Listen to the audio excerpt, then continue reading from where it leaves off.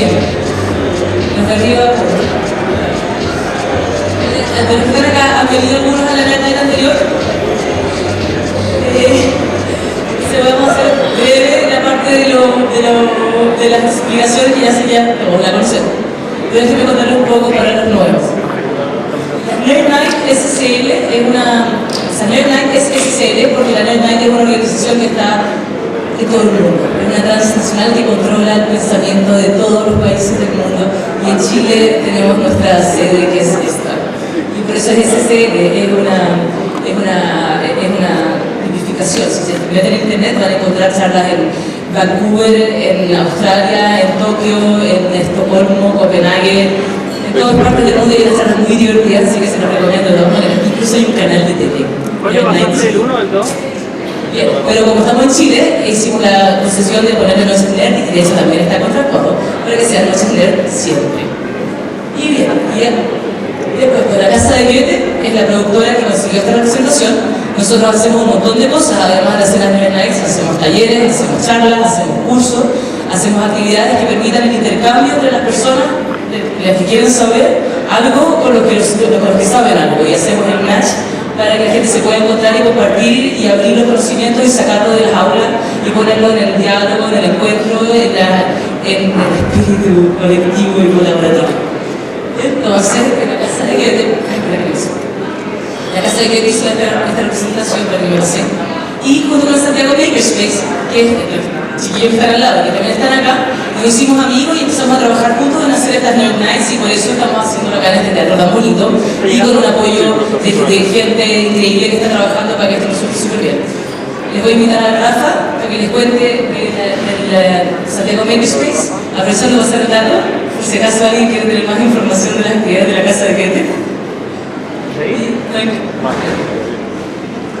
Eso.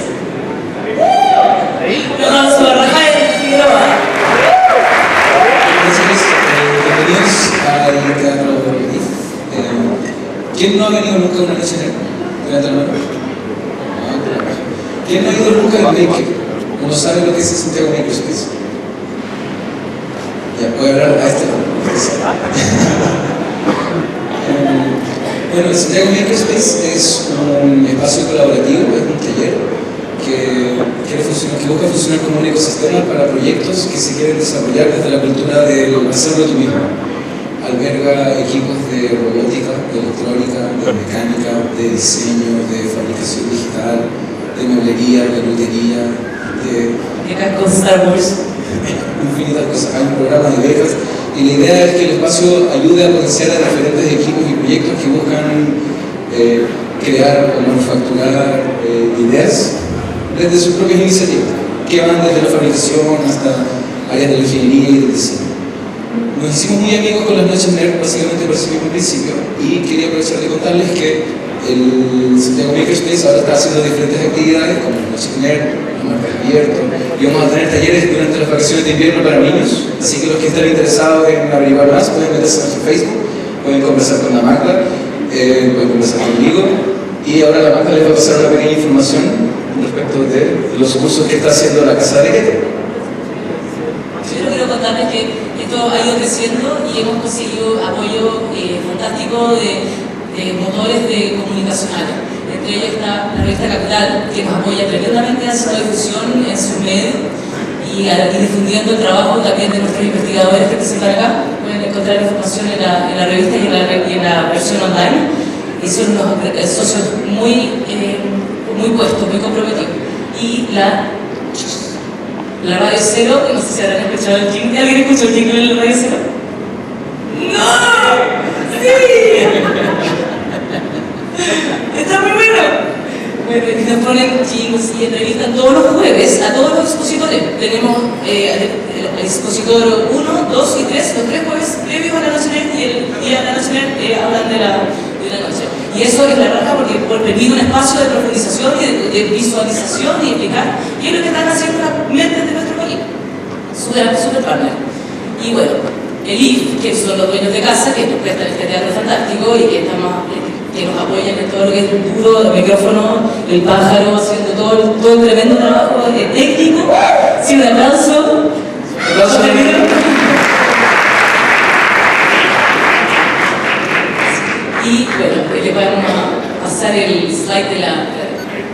Ese es bueno porque ahí pueden transmitir en vivo, pueden acceder a la internet y chatear si están muy aburridos con la polola, y pueden poner hashtag también. ¿Ya? Y aprovechando este espacio, vamos a invitar como sorpresa, aprovechando, hay un amigo que está acá en Chile, se llama Cristian Huepe. Cristian es físico, radicado en Estados Unidos, en Chicago, hace ya muchos años. Él es doctorado en la Universidad Normal de París y profesor asociado en diversas universidades, de hecho viene llegando de Beijing, y va a estar en Chile hasta el próximo martes, y vamos a aprovechar a hacer un curso de posverdad. Y yo lo invité para que suba al escenario hoy día, para que nos cuente un poco de qué se trata este tema que está siendo tan relevante, y aprovechando que está acá, nos va a contar un poco, por favor. Un aplauso para Cristian Huepe.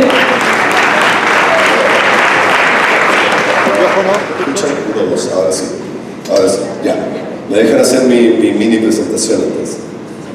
Préstame el clicker. El pasador. Gracias. Ya. Entonces, me dijeron que hiciera algo de hasta 8 minutos, así que démosle, ahí está, perfecto. Ya. Estoy acá para pasar un aviso, esencialmente, y para tentarlos a que les guste la idea de la que les quiero hablar en este mini curso, que son 2 charlas, mañana 7:30 a 9:30, el sábado 10:30 a 2:30. Yo di una charla en la segunda noche nerd, creo que fue, y justamente ataqué este tema. Soy físico, he trabajado hace algún tiempo en sistemas complejos, y eso de trabajar en sistemas complejos a uno le da una perspectiva y la posibilidad de trabajar en una cantidad de temas muy distintos, incluido dinámica de redes sociales. Entonces lo que voy a hablar es un poco tratar de entender la posverdad desde el punto de vista de los sistemas complejos y la dinámica de redes sociales, y ahora les voy a hablar un poquitito rápidamente sobre qué se trata esto. 2 definiciones. Una, ¿qué es la posverdad? Relativo referido a circunstancias en las que los hechos objetivos son menos influyentes en la opinión pública que las emociones y las creencias personales. Esencialmente todos tenemos un poco la idea de qué es lo que es la posverdad, pero hay una definición un poquito más formal. Al mismo tiempo, esta fue la palabra del año del 2016, ¿cierto? Porque como se ve escrito ahí, se utilizaba cada vez más, sobre todo cuando salió electo Trump, todo el mundo empezó a preguntarse si eso tenía que ver con la posverdad. Por eso mismo, hay alguna gente que entiende la posverdad así, y hay otra gente que entiende la posverdad más bien, si tiene que funcionar, así, ¿no? O sea, Brexit y Trump de alguna u otra manera fueron consecuencias de la posverdad, yo argumentaría. Lo que creo que es muy importante es que algunos amigos me dicen la posverdad, eso existió siempre, se llama mentira. Es un poquito más complicado que eso, y voy a tratar de dar un poquito un sabor de qué se trata esta cosa aquí. En el ejemplo de Trump, por ejemplo, es muy bueno para considerar la posverdad, porque él la maneja, yo creo, de manera muy intuitiva. Por ejemplo, aquí hay un tweet donde hablaba que el New York Times había perdido una cantidad enorme de suscriptores porque no tenían una buena análisis de su fenómeno, del fenómeno Trump. Resulta que el New York Times ha tenido un gran auge gracias a Trump, porque hay una gran necesidad de gente que lee en la prensa las verdades, y ha aumentado su cantidad de suscripciones enormemente. Entonces ellos postearon, hicieron de hecho, fact, ¿no? Hecho, ha habido un gran auge de nuevas suscripciones, tanto impresas y digitales, etcétera, y se ha multiplicado por 4 veces más de lo normal. Pero el problema es que este tweet lo retuitearon 34.000 personas, y el tweet con el hecho lo retuitearon 2.500 y tantas personas, ¿no? Entonces ahí empiezan a ver un poquito la intuición de qué es lo que es la posverdad y por qué no es simplemente una mentira, ¿no? Es algo que tiene un poquito más profundo que eso. Esto va a pasar muy rapidito, pero es un poco la perspectiva que yo quiero dar, porque creo que para entender la posverdad solamente se puede hacer de manera sistémica. Yo soy físico y hace bastante tiempo trabajo en sistemas complejos. ¿Por qué? Porque al final de cuentas, uno de los problemas de la física es entender qué es lo que pasa cuando muchas partes interactúan. Hay la física de partículas, hay la física de la tecnología, lo más grande, pero también hay la física de la interacción. Y lo que se ha desarrollado como sistema complejo es la física de la interacción. Ahora, a mí me encanta el ejemplo de las dunas. Antiguamente la física de la interacción era para mezclar gases. Si alguien tiene alguna experiencia en termodinámica sabrá eso. Este es el tipo de ejemplos. Pero hoy en día lo que yo diría que es más interesante desde el punto de vista de los sistemas complejos es algo como las dunas. ¿Por qué? Porque las dunas al final son un montón de pequeñas interacciones entre granitos de arena con el viento que suben, caen, hacen avalanchas, todo lo que quieran. Pero uno nunca había podido adivinar el hecho de que se generen estas estructuras extremadamente regulares con un largo característico muy bien definido y de hecho con una geometría muy estructurada a partir de todas esas interacciones. ¿Por qué? Porque esas estructuras son un fenómeno emergente. Y ese tipo de fenómenos emergentes, que son cosas que resultan de muchas interacciones, es el tipo de cosas que uno puede continuar extendiendo a otros temas. Entonces, de analizar gases se pasó a analizar, digamos, arena, por ejemplo, pero de ahí empezaron a pensar, bueno, a lo mejor la interacción de un montón de granos de arena tiene alguna similitud con la interacción de un montón de hormigas haciendo un hormiguero, o la interacción de un montón de automóviles en un taco, o la interacción de un montón de electrones en un superconductor, o la interacción de las computadoras en internet, o la interacción de las personas que generan una opinión en un sistema social. Y ahí es donde llegamos hasta la dinámica de posverdad. Una de las herramientas principales que se utilizan para la posverdad, y de eso quiero adentrar un poquito en el curso, es la teoría de redes. La teoría de redes es simplemente hacer una analogía entre un sistema natural con un montón de nodos, y esos nodos están conectados entre ellos de alguna manera. Los nodos pueden representar muchísimas cosas, pero en el caso de sistemas sociales, nosotros estamos acostumbrados un poquito a las redes porque todo el mundo hoy usa Facebook o Twitter, y en ese caso un nodo es un usuario y una conexión es si son amigos o si lo siguen en Twitter. Entonces la pregunta es, ¿se puede hacer ahora un estudio de formación de opiniones basado en esto? No voy a tener tiempo de explicar en detalle, pero la idea del modelo que nosotros hicimos hace algunos años, entre las varias cosas que estaba investigando, era basado en lo que se llaman modelos de opinión. Y los modelos de opinión uno piensa en una red, como una red social, cada elemento es un nodo y está conectado a gente que puede tener opiniones distintas a la de uno. Entonces uno luego puede simular una dinámica con eso, porque uno puede decir, ya, un nodo puede estar en el estado A o B, que tiene una opinión A o una opinión B. Y si la mayoría de las conexiones de un nodo tiene una opinión distinta, uno tiene una probabilidad de cambiar de opinión. Entonces, en el fondo, uno tiene una dinámica de una red en la cual tiene A o B en cada nodo, y si la mayor cantidad de las conexiones que te conectan a un nodo dado son distintas, puede cambiar de A a B. Pero luego hay redes adaptativas en las cuales no solamente cambia el estado de cada nodo, o sea, el estado de cada usuario, por ejemplo, de opinión en Facebook, sino que también pueden cambiar las conexiones. Y yo diría que eso se resume en que si yo opino distinto a mi amigo, puedo ya sea cambiar de opinión o cambiar de amigo. Entonces, eso rápidamente genera cosas que uno puede empezar a simular, ¿no? Y eso es precisamente el modelo adaptativo de votantes. Ahora, el modelo adaptativo de votantes puede llegar a distintas situaciones. Puede haber un consenso, que eventualmente todos los nodos tienen la misma opinión, o una fragmentación. Y la fragmentación no es más que la mitad de los nodos piensan A, la mitad de los nodos piensan B, y no hay ninguna conexión entre ellos. Y una cosa que nosotros descubrimos es que había una manera que para que eso resultara, que eso se favorecía gracias al tipo de conexiones que tenemos hoy en Internet. O sea, en el fondo, la posverdad es un fenómeno emergente del tipo de interacciones que tenemos hoy en día en Internet. Y para terminar, les voy a hacer me voy a mostrar rápidamente una pequeña animación. Como la ya. Digamos que esta es una red, entonces esta red tiene distintos nodos con opiniones verdes y rojas, ¿no? Y luego aquí se forma un pequeño núcleo de gente que se sigue a ellos mismos. Y eso es súper importante para generar posverdad, y yo espero que al final de ese mini curso la gente entienda esto más claramente. Entonces lo que va a pasar después es que ese núcleo termina siempre conectado y empieza a convencer a los que están alrededor de ellos, y se hacen cada vez menos conexiones entre las dos redes. Hasta que eventualmente se llega a un estado en que hay quizás una persona que habla con las dos comunidades, pero no más que eso. Y ya casi al final, ya ahí esencialmente son dos redes completamente desconectadas. Entonces, imaginándose las interacciones sociales como una dinámica de redes, uno puede entender el origen sistémico de la posverdad de alguna manera. Pero para entender eso hay que empezar un poco con el concepto hay que empezar con el concepto de entender cómo se pueden modelar sistemas complejos con métodos matemáticos, pero analíticos, pero la gracia del curso es que yo no uso nada de matemática, digamos, está toda la intuición de lo que hay detrás. Y cómo esa manera de enfrentar estos problemas nos puede dar respuestas sistémicas de por qué se generan ciertos fenómenos emergentes en sistemas naturales y también sistemas sociales. Y creo que para mí es muy importante que cada vez más la gente interactúe con este tipo de dinámicas, porque el mundo es cada vez más complejo y está cada vez más basado en sistemas. Y la gente cada vez más quiere dar explicaciones simples, tipo conspiraciones, para problemas complejos.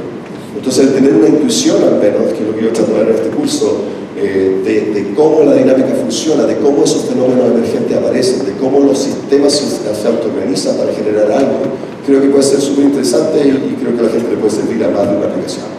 Entonces con eso ya terminé un minuto después de los 8 minutos y creo que me toca pasarme al primer expositor y gracias por su atención. Chao.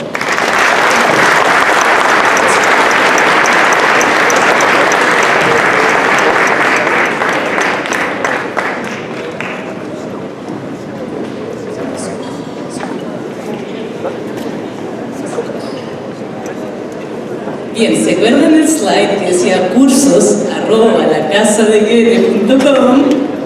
Que pueden grabar eso. Si están interesados, vamos a empezar mañana. Y va a ser en la noche. Entonces dije, podría ser con vino y cerveza también. Es viernes en la noche, obvio. Así que en vez de hacerlo con coffee break, vamos a hacerlo con chelita. Excelente. Y vamos a tener el sábado de la mañana brunch por la calle. Muy bien. Oigan, vamos a empezar ahora, vamos a presentar a nuestro primer expositor de la noche. Un aplauso, por favor. Hernán Larraín es abogado, cientista político del London School of Economics de Londres. Y va a hacer su charla de congreso recital, así que un aplauso gigante, por favor.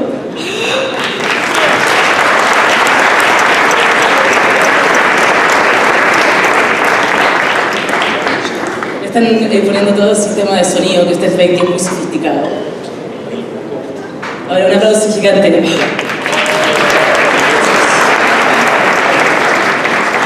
escucha? ¿Todo bien? ¿Sí? Bacán. En primer lugar, muchas gracias a las Noches NER por esta invitación. Y en particular también por invitar a la ciencia política, que ha estado un poco ausente de este... Muchas gracias. Gracias, y todo. Un poco ausente de este escenario, que ha estado más bien protagonizado por las ciencias duras. Así que, las ciencias sociales, dar las gracias por este espacio. Como pueden ver, esa es la mina.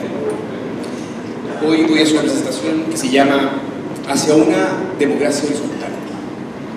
Y en simple, en una idea, voy a buscar transmitir que hoy día la política no está tan en crisis. Los ciudadanos no son tan apáticos. Y en cambio, estamos avanzando en una democracia que era muy vertical y concentrada a una democracia que es más horizontal y que está constituida por ciudadanos críticos y que día a día se relacionan cada vez más como ciudadanos iguales. Sin embargo,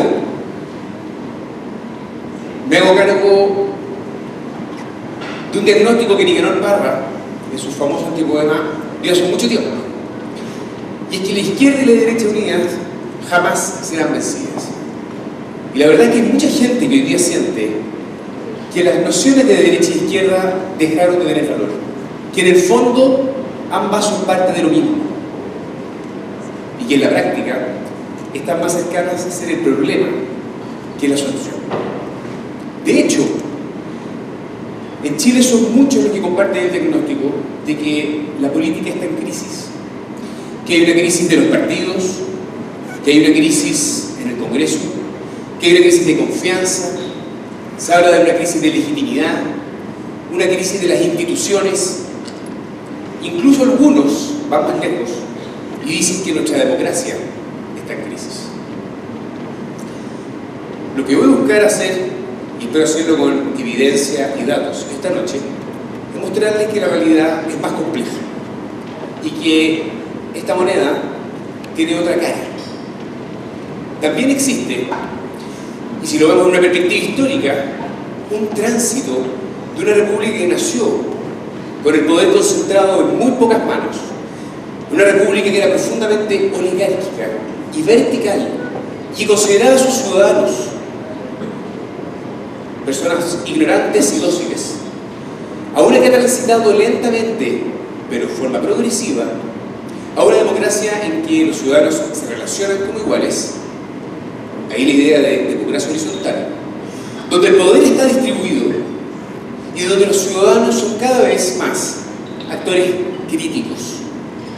Y ya voy a buscar darle mayor precisión a esa idea de ciudadanos críticos. Partamos derribando un mito, y es que la democracia en Chile está en crisis. La verdad es que son varios estudios, aquí tomé un dato de la Auditoría de la Democracia del PNUD, que nos muestra cómo los chilenos consideramos de que nuestra democracia es más fuerte que en el pasado, lo es más hoy, en el presente, y lo será en el futuro. Y los principios que hay detrás de la democracia son cada vez más fuertes entre los chilenos. Con todo, también hay malas noticias. Es cierto, la participación electoral en Chile ha ido cayendo sistemáticamente. En este gráfico ustedes pueden ver la participación electoral desde el año 89 al año 2013. Y las personas desconfían además de los parlamentarios, de quienes están en el Ejecutivo, de los partidos. Pero veamos la participación electoral de una perspectiva un poquito más amplia en el tiempo. Y hagamos un pequeño recuerdo, que Chile cuando nace como república, una pequeña oligarquía controlaba el poder. Solo algunos podían votar. Existía el voto censitario. Solo los hombres, los solteros mayores de 25 y los casados mayores de 21, con bienes raíces, aquellos que podían efectivamente estar en las elecciones. Esto fue lentamente modificándose y el padrón ampliándose. No solo eso, la intervención electoral en Chile era profundamente descarada, y lo que permitió lentamente la institucionalización fue permitir que la democracia fuera construyéndose en nuestro país. Pero la idea que tenía la oligarquía, la élite, los terratenientes y comerciantes respecto de la ciudadanía era bastante triste, por lo menos. Tomemos como ejemplo esta cita de Andrés Bello, uno de los padres de la República, el padre del Código Civil, el fundador de la Universidad de Chile, que escribe una carta a un amigo en Venezuela, luego de vivir algunos meses en Santiago, y le dice: el país hasta ahora me gusta, aunque lo encuentro algo inferior a su reputación. En recompensa se disfruta aquí, por ahora, de verdadera libertad. El país prospera, el pueblo, aunque inmoral, es dócil. Años después, recordaremos a Portales tener una noción similar. Mano dura, orden, porque ya habrá tiempo para que la ciudadanía efectivamente pueda participar. En este gráfico podemos ver el número de inscritos en padrones electorales desde 1872 a 1970.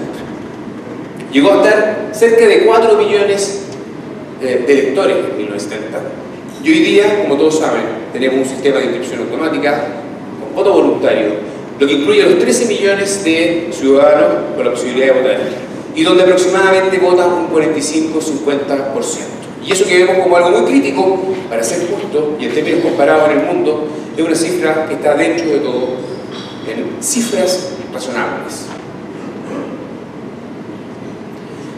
Ahora, quiero pasar a un poquito más de fondo que lo meramente electoral y el voto. En las últimas 3 décadas hemos escuchado muchas veces que Chile ocupa un lugar destacado en el mundo por su milagro económico, por la transformación en el PIB, por el crecimiento, y pocas veces analizamos las consecuencias que ese cambio de condiciones materiales, de pasar de ser una sociedad pobre a un país de clase media, ha tenido en nuestra sociedad. La más importante, sin duda, es la educación. Hoy, fundamentalmente, nos encontramos frente al Chile más educado, con los mayores niveles de escolarización de toda su historia, con una penetración de la educación superior muy profunda. Visto de otra manera, la ciudadanía actual es más educada, es más informada, es por lo tanto más exigente, más autónoma, más crítica, más desconfiada y más independiente. Y lo que para algunos es una mala noticia, este ciudadano que es distante, crítico y difícil, yo quiero proponerles que lo veamos como un triunfo de una democracia que lo que ha logrado es construir una ciudadanía mucho más educada y por lo tanto exigente. Este cambio está acompañado, obviamente, de un cambio global, que es fundamentalmente la revolución digital que ha ocurrido en los últimos años y que, por supuesto, ha influido en Chile, pero ha influido en todo el mundo. Estamos frente a un tiempo en la historia donde el acceso a la información y al conocimiento está abierto y es distribuido para todos. Nuestra ciudadanía ha crecido en los últimos años también en ese contexto.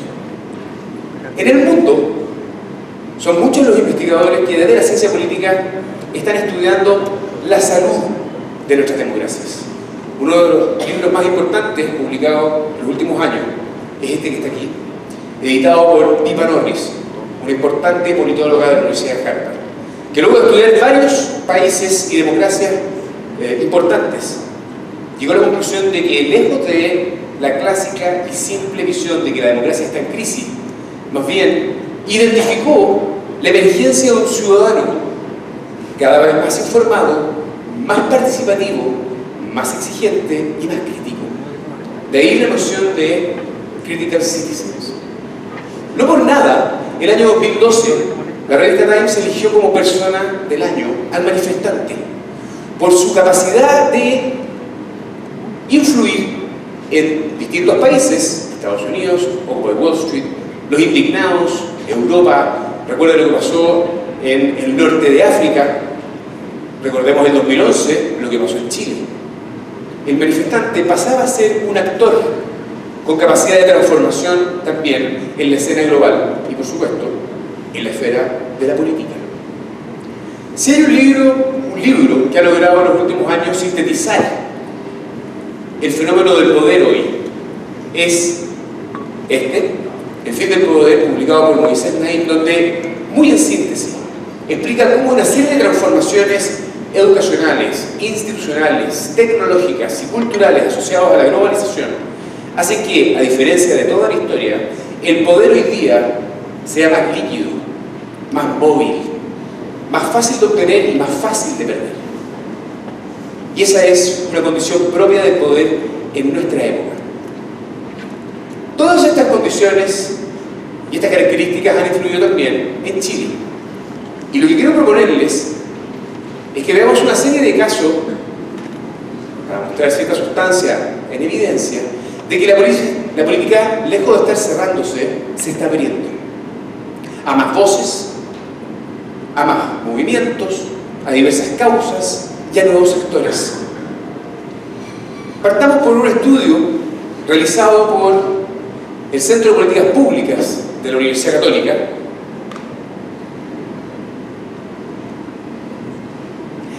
donde básicamente hicieron un mapa de las organizaciones sociales en la historia de Chile, desde 1857 al 2014. Y al igual que el voto, ustedes pueden ver un pequeño patrón. Durante muchas décadas fueron muy pocas las organizaciones sociales que se constituyeron en nuestro país. Y sin embargo, a partir de la década de los 80, de la segunda mitad, se produce un cambio muy sustantivo. Y lo que estamos viendo entonces es que la sociedad civil, las ONG, se han transformado en un actor de gran densidad, de mucha diversidad en materia de actividades y acciones, influyendo en lo público como nunca antes en la historia. Si uno hace un doble clic y ve cuáles son las actividades que hay detrás de ella, esas ONG se destacan por el desarrollo social y la vivienda.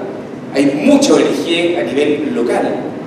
Cultura y recreación, el ocio ocupa un lugar fundamental en materia de las nuevas ONG. Educación e investigación y otros. Son muchos los actores que en los últimos años han nacido y han empezado a ocupar un rol muy significativo en distintas áreas como el patrimonio o el rol del profesor en nuestra sociedad, o el de la mujer, o la recuperación de los parques, o lo que pasó en Patagonia luego del incendio. Muchos chilenos asumen causas públicas, constituyen desde la sociedad civil una organización y van a la solución de ese problema. La sociedad civil es una forma de hacer política hoy en Chile. Este es un dato bien interesante, se lo agradezco aquí a la empresa de Big Data Artur, que lo que básicamente hizo fue tomar todas las conversaciones en los últimos 5 meses que se habían producido en Twitter, desgraciadamente esto es muy difícil de hacer en Facebook, y bajo la categoría política, identificó que ese era el porcentaje que estaban teniendo en los últimos meses. Claramente influye la primaria, como ustedes pueden ver. Pero uno puede señalar de que Twitter y las redes sociales son también un espacio donde un ciudadano está teniendo una conversación, un diálogo, a veces un linchamiento, a veces con poca sofisticación, es cierto, pero también en un aprendizaje permanente de lo que puede ser una cancha para deliberar y conversar de igual a igual entre ciudadanos sobre lo público. Vamos a la calle. La calle también significaba un espacio de influencia y de una cancha muy abierta para hacer política. Recordamos esta acción artística de Spencer Tunick, donde probablemente, y a muchos sorprendió, la calle por primera vez fue utilizada por miles de personas desnudas como un acto de manifestación. Bueno, fue el principio de muchas. Yo aquí voy a hacer solo la selección de algunas y marcar algunos puntos. Toda la conversación en materia de educación que hemos estado teniendo en los últimos años nace con escolares, ¿cierto?, de educación media, que en la Revolución Pingüina ponen a la educación en la agenda. Esas condiciones generan que el año 2011 con mucha fuerza emerja el movimiento estudiantil, que no se quedó solo en la calle, y esta es la cuestión más profunda, generó cambios institucionales. En los últimos años hemos visto la aprobación de una serie de leyes que, de no ser por el cambio de agenda que produjo la propia calle, difícilmente el sistema político se hubiera hecho cargo de ellos. La gratuidad, de hecho, es uno de sus grandes éxitos. Pensemos en las marchas por la diversidad sexual, que no solo han aumentado la diversidad al interior de la sociedad en términos culturales, sino que lograron también un cambio institucional. Junto al matrimonio hoy día existe el acuerdo de vida en pareja, y siguen en la batalla, ahora por el matrimonio igualitario, con adopción. La salud también tiene un caso bien emblemático. Ricardo Soto, un personaje público, hace presente un problema social. El exceso que ciertas enfermedades raras le exigían al paciente, el valor de ciertos remedios debían tener una preocupación especial. Generó una movilización, la calle hizo su punto, el sistema político asumió la responsabilidad y hoy día existe una ley al respecto. La ley Cholito, tenencia responsable de animales. La ciudadanía se movilizó y hoy día existe una nueva legislación al respecto. La política entiende entonces que esto no se trata de votar solo cada 4 años, sino que hay una ciudadanía que está permanentemente dialogando con el sistema. Recordemos el proyecto de Irecen, que contaba con todos los proyectos, con todas las autorizaciones legales que necesitaba el proyecto para ser realizado. Y sin embargo, esta campaña y la movilización que logró le quitó la legitimidad social para poder ser llevado adelante. Así de potente puede ser este ciudadano crítico. Más causas están sobre la mesa. No más AFP, que no estaba en la agenda, fue puesto en la agenda y estamos a semanas de que el gobierno envíe un proyecto de ley al Congreso y quien sea esté en el próximo gobierno, no cabe ninguna duda que en sus prioridades va a estar el asumir este movimiento social y esta realidad. Y una menos, que nace en Argentina, que luego se transforma en un movimiento en toda la región y que esta semana hemos visto volver a tenerla presente a propósito del caso de Nabila Rifo.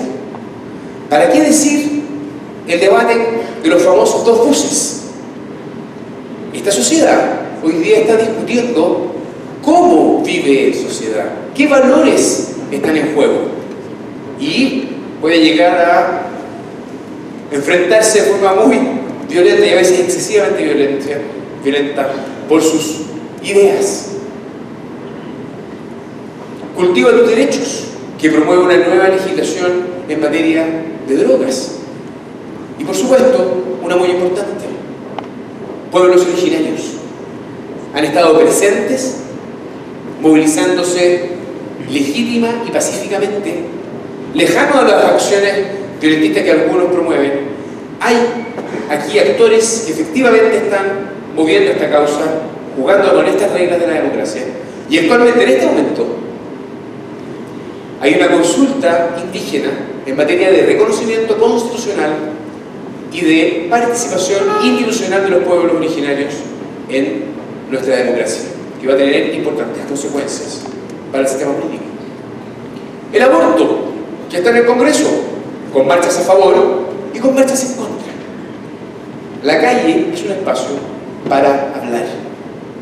El día martes, de hecho, el Centro de Estudios sobre Conflicto y Cohesión Social, el COES, publicó un estudio muy interesante, un informe con una serie de conflictos y los sistematizó en los últimos 2 años. Existe otro que lo mira hacia atrás, y donde básicamente hace un análisis para derribar ciertos mitos. El primer mito de derribar: los chilenos somos apáticos. Existen también, y esa es una buena noticia de nuestra democracia, la emergencia de nuevos actores. Hay personas que, sabiendo que ese mundo tan desacreditado está ahí, van y generan nuevas propuestas.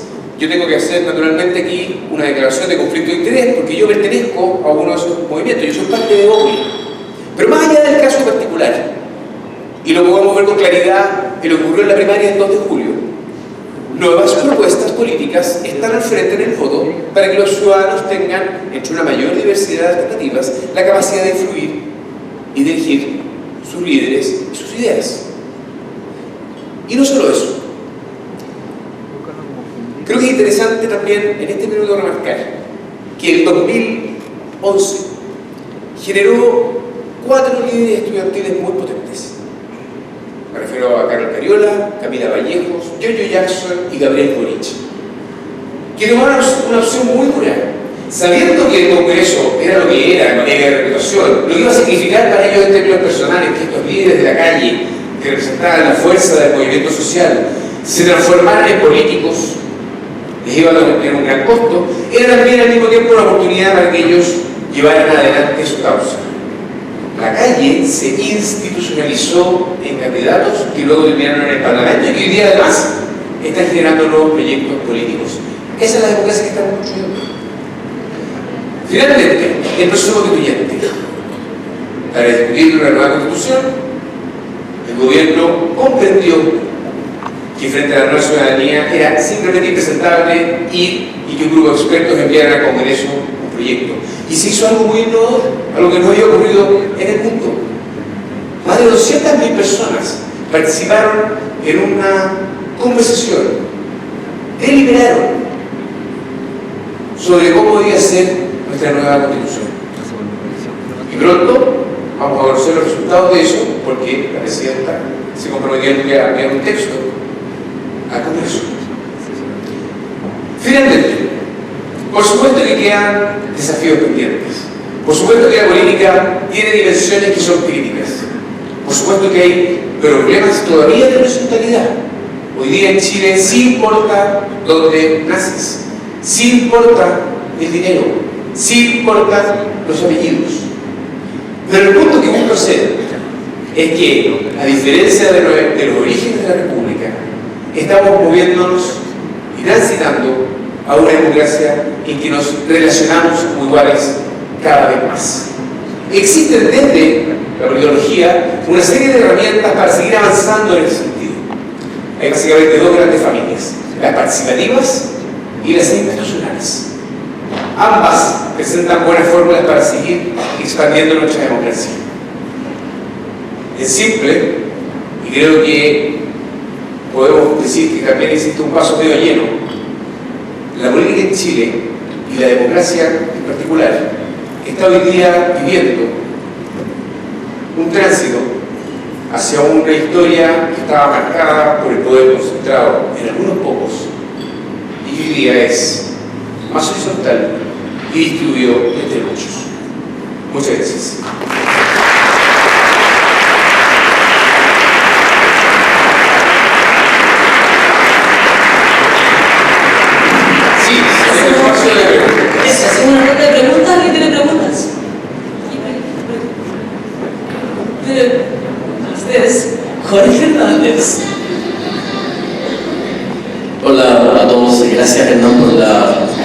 por la charla. Bueno, yo creo que el diagnóstico es bastante claro.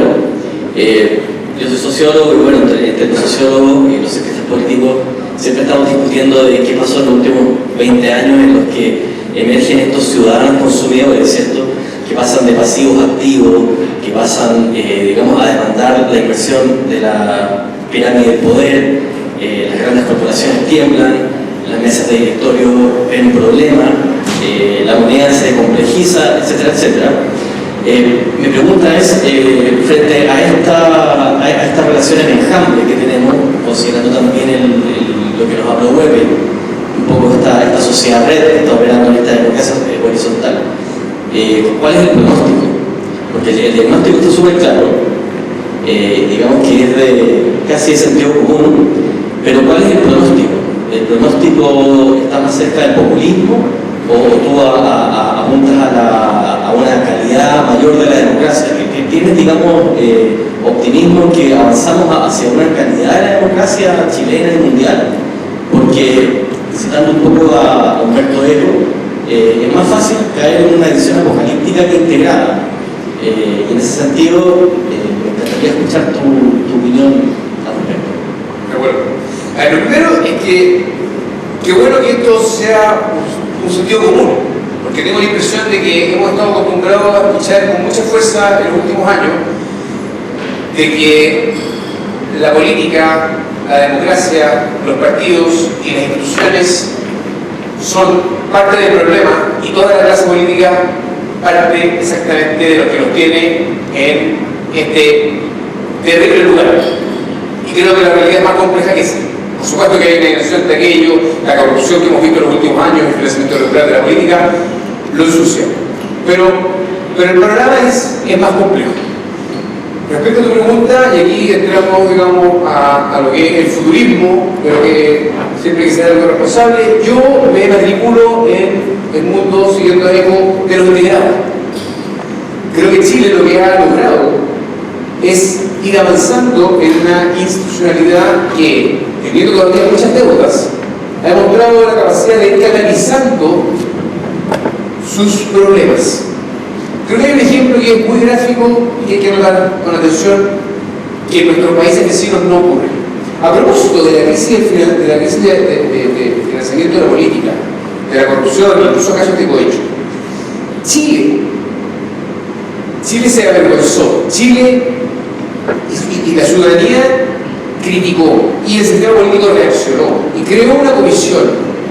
Y esa comisión emitió un informe. Y ese informe se transformó en una serie de cambios regulatorios que hoy día están operando en el sistema. Las empresas salieron de la política. Se le pusieron topes, se pusieron plazos. Lo hemos visto en las elecciones. Las calles hoy día están más limpias. Hay un CERVEL que lentamente va teniendo más dientes.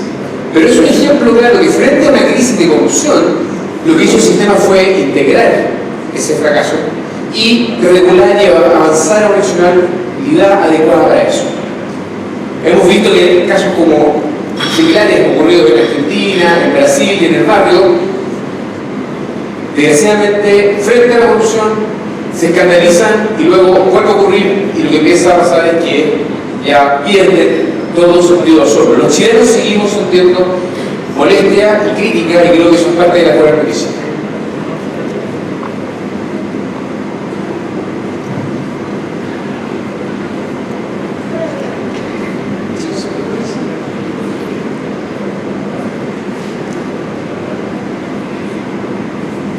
Hola, soy periodista y quisiera saber cómo en este caso los medios de comunicación debieran integrarse, en este caso según la mirada que tú dices, a esta nueva democracia horizontal.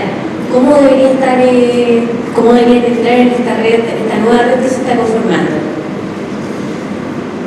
Bueno, los medios de comunicación es un gran tema, que no está tocado aquí, pero merece, creo, una pequeña lección. Primero, yo me dedicaron a ser parte de la República de los Liberales y a mí, por lo tanto, no me gustan las regulaciones y creo que los medios de comunicación deben ser lo más libres en todo sentido para hacer su pega. Creo que afortunadamente en nuestra época lo que ocurre es que las tecnologías lo que han permitido es una gran diversidad de medios de comunicación y por lo tanto una difícil capacidad de controlarla. ¿De acuerdo? Existen Sin embargo, algunas críticas a los medios de comunicación, ¿de acuerdo? Ejemplo clásico es la percepción de inseguridad y violencia en Chile en relación a las tasas de robo y homicidios que hay respecto de la región. Los medios de comunicación, sin duda, tienen una voz importante. Pero, insisto, yo creo que la horizontalidad pasa por seguir expandiendo nuevos espacios, nuevos medios. En ese sentido, creo que lo que ocurre con la digitalización de la televisión, la emergencia de medios electrónicos a nivel mundial, cada día más, con buena calidad, lo que hacen es, y a propósito de la posverdad, seguir teniendo, por así decirlo, un cierto periodismo de calidad que permita que la realidad esté bien cubierta y la verdad, entre comillas, protegida. Pero no le asignaríamos un rol más que la libertad de prensa y alimentar la libertad de opinión de ciudadanos que efectivamente tienen hoy en día mucho más acceso para comprobar un hecho o un dato e informarse respecto de, por ejemplo, quién votar. Chicos, ¿pregunta? Esta, y yo creo que esa es una última pregunta. Hola, ¿qué tal? ¿Cómo se contrasta el hecho, por ejemplo, de que una democracia, en realidad, un candidato es elegido por una mayoría? ¿Cómo se contrasta esto de que un candidato es elegido presidente por una mayoría y generalmente lo que se vota es un programa de gobierno? Pero por otro lado, bajo tu visión, existen varios elementos sociales en donde en realidad se pone el tema de la mesa, en donde pueden ir en contra de un partido. Entonces, ¿cómo ves tú el sentido de democracia, el sentido de gobernabilidad que puede tener en este caso un líder versus en realidad lo que te puede estar diciendo totalmente a nadie? ¿Ya? Eso en el fondo, entendiendo que el presidente está ahí por mayoría, porque en realidad si uno vota por alguien y está en el gobierno, está por un plan de gobierno de tal. Entonces, si en realidad uno vota por alguien y en el camino en realidad se está distorsionando su visión a partir de una cierta cantidad de manifestación. ¿Cómo afecta eso del foro de la casa? Es una muy buena pregunta. La gobernabilidad hoy día es más compleja, es más exigente. Cuando tú tienes una ciudadanía empoderada, más crítica, más informada, con capacidad de influir en la agenda, con la calle, con todo lo que hemos visto, estar en la moneda es cada vez más difícil.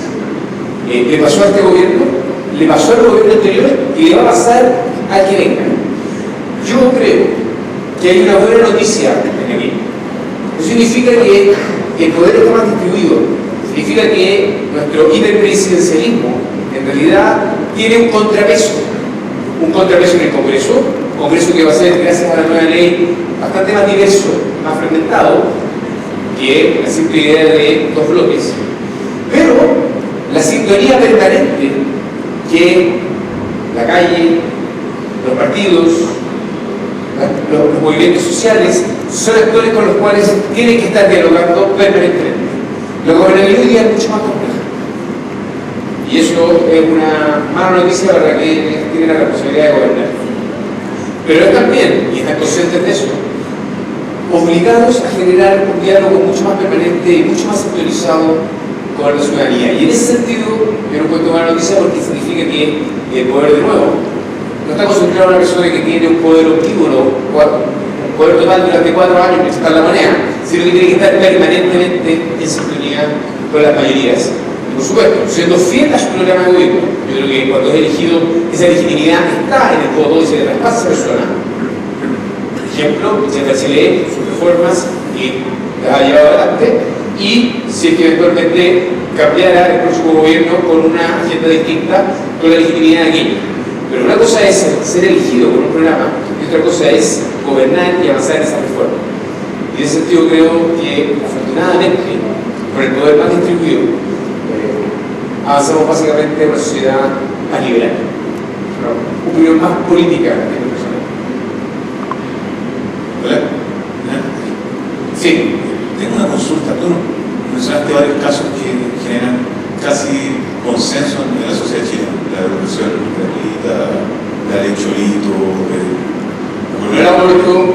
No, pero casi todo. Hay algunas que sí. Sí. Pero mencionaste al final algo que está bien en boga estos días, que es el autodenominado bus de la libertad. Y me quedó la duda de, a veces uno piensa desde la desconfianza a la política tradicional, no a la política en sí, porque me quedó claro que la gente está interesada en participar, pero tal vez no en la manera clásica. Uno ve y dice, escucha, a lo mejor los políticos escuchan lo que quieren escuchar de la calle. Si, en caso hipotético, y quien fuera presidente ahora, tal vez no va a ser recogido la educación gratuita como un eje de su gobierno. Es decir, sigue algo, o entiendo lo que quiero preguntar. Por ejemplo, el tema del bus de la libertad y el bus de la diversidad.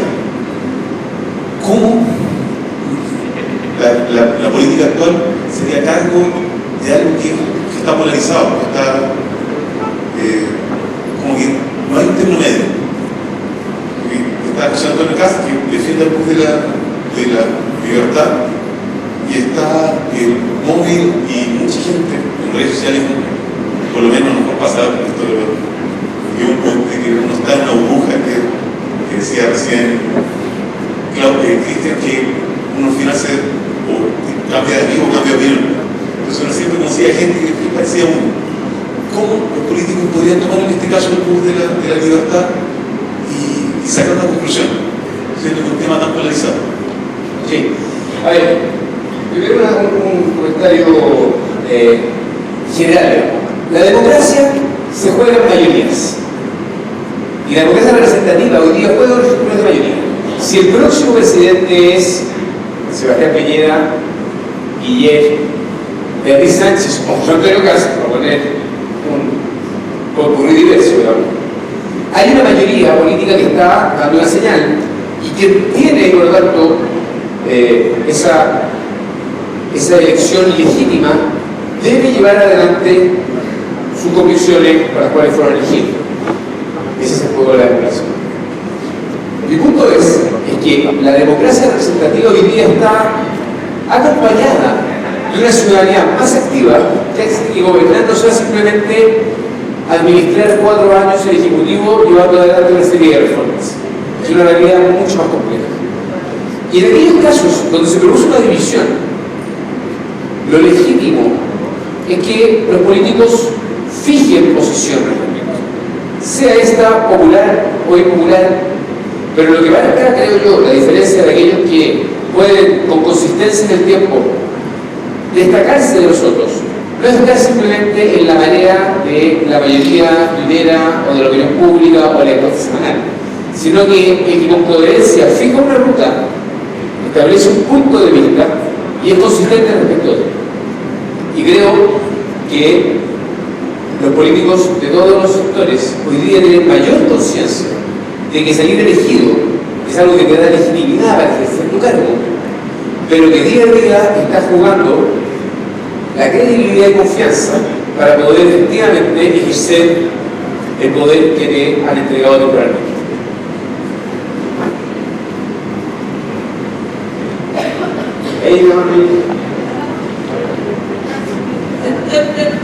Es que tenemos que hacer un break, o sea, vamos a hacer un break, pero no se desanime, puede acercarse a hablar y conversar directamente. ¿Ya? Así que hagamos un break de 10 minutos, los que quieran acercarse a conversar, háganlo, hagamos 10 minutos de break para ir a una cerveza. Muchas gracias.